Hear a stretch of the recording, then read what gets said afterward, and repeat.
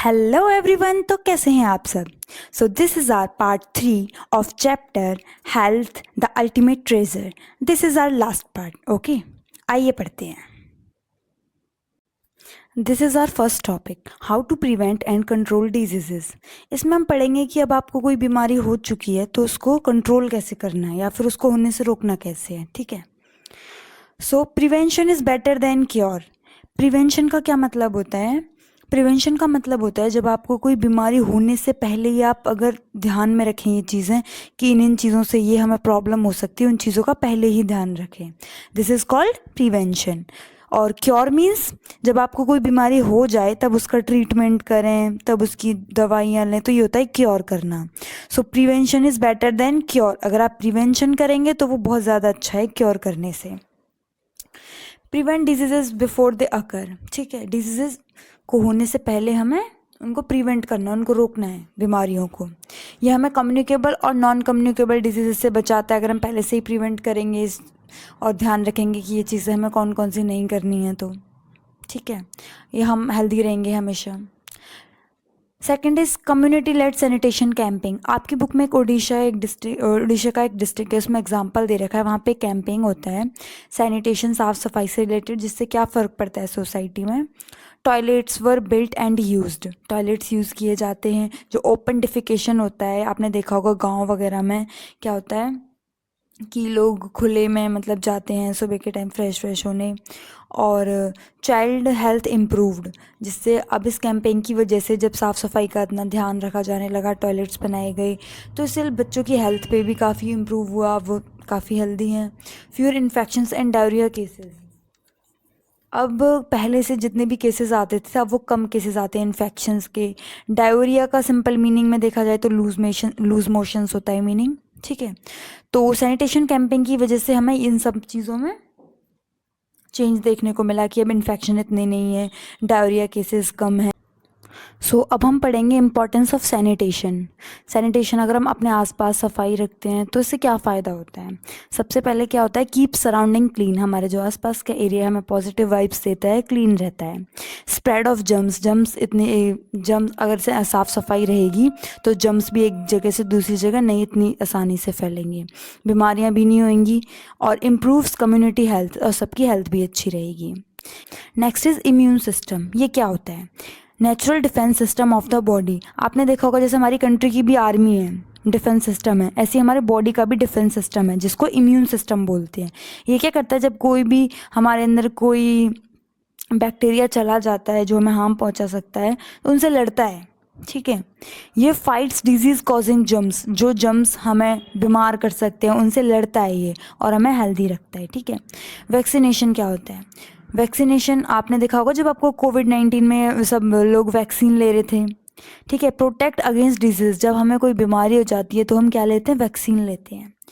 Examples, polio की vaccine, measles, tetanus, hepatitis trains the immune system. ये हमारे immune system को और स्ट्रॉन्ग बनाती है vaccine. Acquired immunity develops after vaccination or infection. ठीक है, इसमें क्या होता है, it develops after vaccination or infection. Acquired, देखो इम्यूनिटी हमने पहले पढ़ा जो हमारे नेचुरल हमारे अंदर डिफेंस सिस्टम होता है। एक्वायर्ड इम्यूनिटी क्या होती है, जब हम जैसे कि हमने कोविड-19 में वैक्सीन यूज़ हो रही थी, जैसे हम पोलियो की वैक्सीन लेते हैं तो पोलियो में तब तक हुआ नहीं होता, हम पहले ही उसकी वैक्सीन ले लेते हैं। तो इट मीन्स हमारे अंदर वो सोल्जर सब डेवलप हो चुके हैं, पहले से ही हमारे अंदर इम्यूनिटी वो डेवलप हो चुकी है। अगर वो हमें नेक्स्ट टाइम या कभी भी इन फ्यूचर में अगर हमें वो बैक्टीरियाज वो आते हैं तो हमारे बॉडी में ये प्रेजेंट होंगे, ये सोल्जर्स, और उनसे लड़ेंगे। ठीक है, की टेक अवेज, हमें क्या चीज़ें याद रखनी है। मेंटेन हाइजीन एंड सैनिटेशन, अपने आसपास साफ सफाई रखनी है, अपने बॉडी की साफ सफाई रखनी है। ठीक है, take vaccine on time, vaccine time से लेनी है, हेल्दी फूड खाना है। एंड एक बात आप सबको हमेशा याद रखनी है, prevention is better than cure. बीमारी होने से ही पहले आपको अपना ख्याल रखना है, ना कि बीमारी होने के बाद उसको ट्रीटमेंट में क्योर करने में उसको यूज़ करना है। ठीक है, सो this is think like a scientist. यहाँ पे आपको एक साइंटिस्ट की तरह सोचना है। तो आइए जानते हैं। यहाँ पे एक साइंटिस्ट होते हैं एडवर्ड जेनर, ठीक है। इन्होंने किसका इन्वेंशन किया? स्मॉल पॉक्स वैक्सीन का। ऑब्जर्वेशंस, इन्होंने क्या देखा? Jenner noticed that milk maids with cow pox did not get small pox. आपने देखा होगा स्मॉल पॉक्स, जिसको हम अगर नॉर्मल इंडिया में देखें तो हम जिसको छोटी माता भी बोलते हैं। इसमें क्या होता है, ब्लिस्टर्स हो जाते हैं पूरी स्किन पे, जो आपने देखा होगा छोटी छोटी फुंसी, एकदम बबल टाइप कुछ ऐसा हो जाता है पूरी बॉडी पे, ठीक है। तो ये इसने देखा जेनर ने कि जो जो कुछ लेडीज़ हैं जिनको काउ पॉक्स हो रखा था। अब काउ पॉक्स क्या होता है? ये काउ पॉक्स एक बीमारी होती है जो गायों में देखने को मिलती है, काऊ में देखने को मिलती है। मिल्कमेड्स क्या होती हैं? ये वो लेडीज़ होती हैं जो दूध निकालने का, काऊ का, जो गाय से दूध निकालती हैं उनका काम करती हैं। तो जेनर ने क्या नोटिस किया, जो ऐसी लेडीज़ हैं जो जिनको काऊ पॉक्स हो गया था काऊ की वजह से, क्योंकि वो दूध निकालती हैं, उनको स्मॉल पॉक्स नहीं हो रहा था। मतलब उनको ये जो वाली प्रॉब्लम ये नहीं उनको हो रही थी, ठीक है। Hypothesis, cowpox could protect people from small pox. It means जो काउपॉक्स है, जो एक बीमारी है, ये हमें स्मॉल पॉक्स से बचाती है, ठीक है। एक्सपेरिमेंटेशन, फिर इसमें जेनर ने किया experiment. Jenner inoculated a boy with cowpox material, later exposed him to small pox. Jenner ने क्या किया, एक बच्चे को लिया और उसमें काउपॉक्स मटेरियल का थोड़ा इंजेक्ट किया, ठीक है। फिर उसके बाद उसमें स्मॉल पॉक्स भी इंजेक्ट किया, ठीक है। उसके बाद उसने क्या देखा, the boy did not develop small pox. उसने उसके अंदर सबसे पहले काउ पॉक्स डाला था, इंजेक्शन, ठीक है, इंजेक्ट किया था। अब उसने किसका वो डाला, बैक्टीरिया स्मॉल पॉक्स के डाले, तो अब उसे स्मॉल पॉक्स नहीं हुआ था। तो ये एक्सपेरिमेंट उसका सक्सेसफुल हुआ। एप्लीकेशन, उसने फिर वैक्सीन बनाई और ये वैक्सीन पूरे वर्ल्ड में काम आई बहुत। Help eradicate small pox world wide, पूरे वर्ल्ड को स्मॉल पॉक्स से ये वैक्सीन बनी और सबको ठीक होने लगी। कंक्लूजन ये निकला कि जो जेनर हैं हमारे साइंटिस्ट, इन्होंने फर्स्ट वैक्सीन प्रिपेयर की स्मॉल पॉक्स के अगेंस्ट, ठीक है। His work started modern immunization, और उन्होंने मॉडर्न इम्यूनाइजेशन पे, इम्यून सिस्टम स्ट्रॉन्ग करने पे काम करना शुरू कर दिया। So this is vaccines and disease prevention, कैसे वैक्सीन्स डिजीज़ को प्रिवेंट करने में हेल्प करती हैं, ठीक है। आइए जानते हैं। वैक्सीन्स क्या करती हैं, डिजीज़ को होने से रोकती हैं, ठीक है। ये बहुत सारी लाइफ को सेव करती हैं एवरी ईयर। ये क्या करती हैं वैक्सीन्स, हाँ, जो हमारा इम्यूनिटी सिस्टम, मैंने बताया था ना आपको, जो डिफेंस सिस्टम होता है उसको और स्ट्रॉन्ग बनाती हैं, जिससे कि वो जर्म से लड़ सके, ठीक है। Vaccines are preventive not curative, this is important point. Vaccines preventive है, मतलब कि बीमारी होने से पहले ली जाती है, नॉट क्यूरेटिव, ना कि बीमारी होने के बाद, okay. India's role in vaccine production, अब इंडिया का क्या रोल है वैक्सीन प्रोडक्शन में, कितना प्रोड्यूस करती है? So India is one of the world's largest vaccine producers, ठीक है। ये वर्ल्ड में बहुत अच्छे लेवल पे वैक्सीन प्रोड्यूस करती है। तो आपने देखा होगा कोविड-19 के टाइम पे इंडिया ने बहुत सारी कंट्रीज़ को वैक्सीन प्रोवाइड की थी, ठीक है, वर्ल्ड वाइड, बहुत इफेक्टिव रहा था।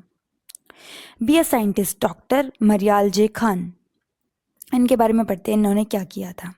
ये एक इंडियन डॉक्टर और एक साइंटिस्ट भी हैं। इन्होंने बायोटेक्नोलॉजी एंड वैक्सीन रिसर्च पे काम किया है। इन्होंने एक वैक्सीन बनाई है, किसके अगेंस्ट, डायरिया के against. Helped improve health care and biotechnology, जो किसके हेल्प करते हैं, हेल्थ केयर एंड बायोटेक्नोलॉजी दोनों की। Treatment of diseases, treatment of disease कैसे होगा, जब आपको कोई बीमारी हो चुकी है, तो हो रही है तो, ठीक है। Immune system protect us from infectious disease, जब हमारे अंदर कोई इन्फेक्शंस, जब हमारे अंदर कोई बैक्टीरियाज आते हैं तो हमारा इम्यून सिस्टम उनसे लड़ने की कोशिश करता है, और अगर वो लड़ नहीं पाता है तो हमें फिर मेडिकल ट्रीटमेंट लेना पड़ता है। कुछ डॉक्टर्स एंटीबायोटिक्स भी प्रिस्क्राइब करते हैं। एंटीबायोटिक्स मीन्स जब आपको कोई चीज़ हो गई तो वो क्या करता है, ये एंटीबायोटिक्स हमारे इम्यून सिस्टम को और स्ट्रॉन्ग बना देता है, जिससे वो और लड़ सके। एंटीबायोटिक्स किल और stop the growth of bacterias, ये क्या करता है, जो बैक्टीरियाज होते हैं उनको या तो मार देता है या तो उनकी ग्रोथ को कम कर देता है। इंपॉर्टेंट नोट अबाउट एंटीबायोटिक्स, अब कौन सी ऐसी चीज़ें जो हमें एंटीबायोटिक्स के बारे में ध्यान रखनी है। एंटीबायोटिक्स वो मेडिसिन होती हैं जो किसी भी बैक्टीरियल इन्फेक्शंस के अगेंस्ट लड़ती हैं, मैंने आपको बताया अभी, ठीक है। ये वायरल डिजीज़ के अगेंस्ट नहीं लड़ती हैं। जैसे कि अगर आपको कोई भी वायरल डिजीज़ है तो उसके अगेंस्ट, अगर आपको बैक्टीरिया से इन्फेक्शन वगैरह है तो तो ये काम करेगी एंटीबायोटिक। लेकिन अगर आपको कोई वायरल डिजीज़ है जैसे कि कोविड-19 वगैरह में, तो एंटीबायोटिक्स कुछ भी काम नहीं करेगी। अगर आपको एंटीबायोटिक्स यूज़ करनी है तो वो डॉक्टर की एडवाइस पे ही यूज़ करें। और मिसयूज़, अगर आप एंटीबायोटिक्स को ज़्यादा यूज़ कर लेते हैं या फिर उनको सही क्वांटिटी में नहीं यूज़ करते हैं तो वो आपको सीरियस हेल्थ प्रॉब्लम भी दे सकता है। ओके, सो अब हम पढ़ेंगे how antibiotic resistance spreads in the community. First of all हमें ये पता होना चाहिए कि एंटीबायोटिक रेजिस्टेंस होता क्या है। आपको मैं एग्जांपल देती हूँ। जैसे कि आपको कोई भी बैक्टीरियल इन्फेक्शन हुआ, ठीक है, तो आप डॉक्टर के पास जाएंगे और डॉक्टर ने देखा आपको, उसने आपको एंटीबायोटिक्स दी, ठीक है, ये उन्होंने बोला कि आपको मेडिसिन लेनी है, इनसे आप ठीक हो जाओगे। आपने वो ली मेडिसिन्स, एंटीबायोटिक मेडिसिन्स, बट उसका कुछ भी असर नहीं हुआ, ठीक है, आप अभी भी बीमार हैं। क्यों? This is called antibiotic resistance. ऐसी क्या चीज़ है जो आपको सही करने से रोक रही है? क्योंकि आपके अंदर ऑलरेडी एंटीबायोटिक रेजिस्टेंस बैक्टीरिया हैं। इसी वजह से जो एंटीबायोटिक्स मेडिसिन्स हैं वो आप पे काम नहीं कर रही हैं। तो ये क्यों होती हैं? एंटीबायोटिक रेजिस्टेंट बैक्टीरिया कहाँ से आ जाते हैं? ठीक है, तो अगर आप एंटीबायोटिक्स ज़्यादा ले लेते हैं तब भी एंटीबायोटिक रेजिस्टेंट बैक्टीरिया आपके अंदर आ जाते हैं, और या फिर ये बहुत जल्दी फैलते भी हैं, ठीक है। जैसे कि एंटीबायोटिक मेडिसिन ह्यूमंस को भी दिए जाते हैं और एनिमल्स को भी। जैसे अगर मानो एग्जांपल लेते हैं, एनिमल्स को आपने ओवरडोज दे दिया एंटीबायोटिक्स का, तो जो उनका वेस्ट मटेरियल होगा वो सॉइल में और वाटर में कहीं ना कहीं मिक्स होगा, ठीक है। और जो सॉइल और वाटर है वो कहीं ना कहीं मिक्स होते होते, ठीक है, वो क्या होगा, हमारी क्रॉप्स में आएगा, जो हमने फसल होती है उसमें, और इनडायरेक्टली वो हमारे खाने तक पहुंचेगा, ठीक है। जब हमने खा लिया तो वो हमारे अंदर भी गया। अब हम किसी से बात करेंगे, वो उसके, जैसे अगर हमने बात किया, किसी के कांटेक्ट में आए, स्नीजिंग, कॉफिंग, ठीक है, तो वो उसको भी हो गया। और जब कभी हॉस्पिटल में चले गए तो वहाँ अदर पेशेंट्स भी हैं, उनसे एक दूसरे को फैल गया। अब अगर उन लोगों वो बीमार होते हैं, इन्फेक्शन होता है उनको, डॉक्टर उनको प्रिस्क्राइब करते हैं कि आप ये लीजिए, बट स्टिल वो एंटीबायोटिक्स काम नहीं करेगी। क्यों नहीं करेगी? क्योंकि उनके अंदर एंटीबायोटिक रेजिस्टेंस बैक्टीरिया हैं, ठीक है। और ये स्प्रेड कैसे होता है वो मैंने आपको समझा दिया, ठीक है। सो आप एक बार ये पिक्चर देख लीजिए, ठीक है, ये कैसे स्प्रेड होता है, रेप्लिकेशन, कि बहुत फास्ट मल्टीप्लिकेशन होता है इसका, जल्दी बढ़ता है ये, ठीक है, बहुत जल्दी फैलता है कम्युनिटी में। सो अब हम पढ़ेंगे नॉन कम्युनिकेबल डिजीज़ के बारे में, एक रिकैप ले लेंगे, जिसमें दे रखा है कि ये क्यों होती हैं। अनहेल्दी, जब हम खाना ठीक से नहीं खाते, हमारी लाइफस्टाइल ठीक नहीं होती है।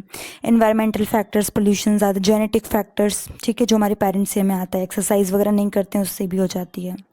एग्जाम्पल्स जैसे diabetes, heart disease, cancer, hypertension, ठीक है, ये सब हमें इस वजह से देखने को मिलते हैं। इफ़ेक्ट्स क्या होते हैं? ये जो नॉर्मल बॉडी फंक्शन होता है उसको कम कर देता है। डिसेबिलिटी, हम नहीं, मतलब हम कैपेबल नहीं होते हैं बहुत सारी चीज़ों को करने के लिए, ठीक है, जो हमारी लाइफ की क्वालिटी को वो थोड़ा कम कर देता है, क्योंकि हम हर एक चीज़ नहीं कर सकते अगर हमको कोई भी बीमारी हो चुकी है तो। प्रिवेंशन, आपको इन सबसे बचना कैसे है? सबसे मेन थिंग, आपको बाहर का जंक फूड नहीं खाना है, एक बैलेंस डाइट रखनी है, आपको घर का खाना और अच्छा खाना खाना है, रेगुलर एक्सरसाइज करनी है, टोबैको, अल्कोहल, कोई भी ऐसी चीज़ से आपको दूर रहना है, और रेगुलर आपको हेल्थ चेकअप्स लेने हैं। ओके। अर्ली डायग्नोसिस का मतलब होता है कि अगर आपको कोई बीमारी हो चुकी है तो उसका आपको अर्लियर स्टेज पे, मतलब पहले ही पता चल जाए। अभी आपको बीमारी होना शुरू हुआ है तो इस स्टेज पे अगर पता चल जाए तो उसको संभालना, उसको क्योर करना, उसका ट्रीटमेंट करना थोड़ा आसान होता है, और वो बीमारी इतना बड़ा बाद में नहीं हो पाती है, ठीक है। तो early diagnosis is very important. अगर आप रेगुलर चेकअप रखते हो तो फिर अर्ली डायग्नोसिस